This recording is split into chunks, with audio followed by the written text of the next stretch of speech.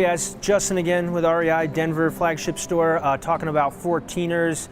We've gone over a lot of really important information, 10 essentials, layering system, footwear, patch selection. Now we're going to talk about some extras once you kind of get into the either off-shoulder seasons where you have some more snow, maybe a little bit of ice, or you're getting out on those class 3, class 4s, a little bit looser rock, more hand moves, a little bit more gear you might need with you. So we're going to kind of talk a little bit about that type of gear. So we're going to start off with something that actually a lot of people should have in their kit on most 14ers, depending upon what time of the year you're going. These are called micro spikes, also known as traction devices.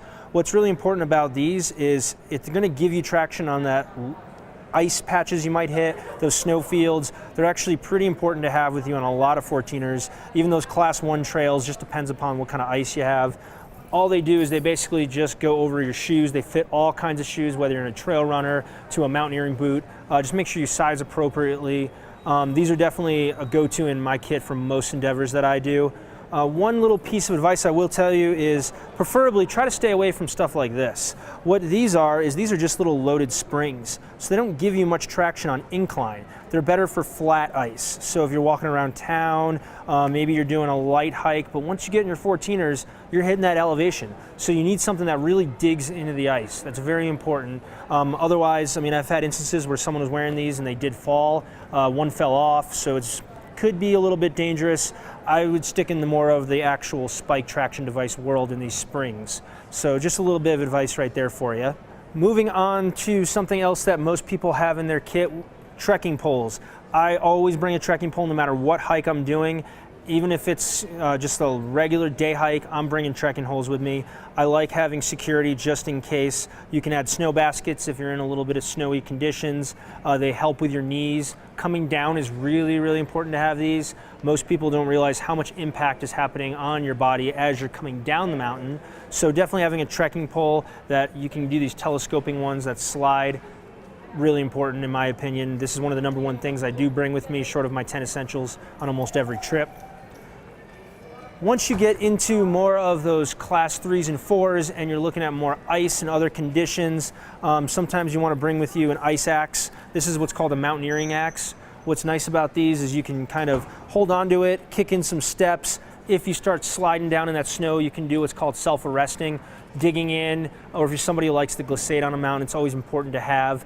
If you're not familiar with how to properly use these, please research, talk to local guide companies. There's plenty of info out there, but make sure you know how to properly self-arrest if you are going at anything involving snow and you're bringing your ice axe with you.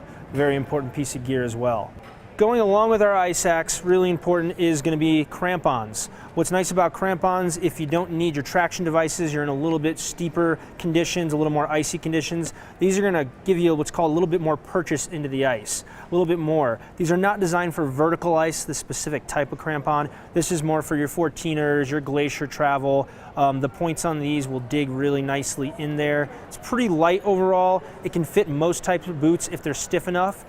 Do consult your local guide shops because there are several types of crampons, and making sure you're getting the right boots to fit the right crampon and vice versa. So that's an option you may need on some of your next level 14ers if there is ice on that. I saved one of the most important for last. This is your helmet.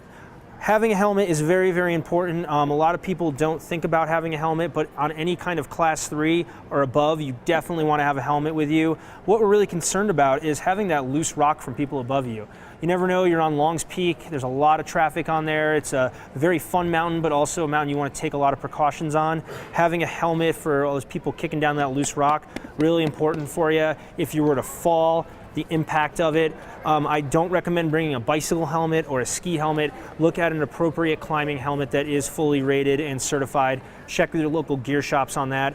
Most of these don't weigh much, so it can be super light. You can just attach it onto your backpack or throw it in, but it's definitely something you want to have. A lot of them will have headlamp clips, so if you start your ascent at night, you can clip your headlamp on. Really easy, really nice. This is a must in my opinion. Every single class 3 or more, I'm bringing my helmet with me. Even some class 2s, if it's really, really loose rock, you never know. It's better to have it than not have it, so I can't emphasize that enough, really important. I like having some vents, so if you get hot, you can still wear a light hat underneath it.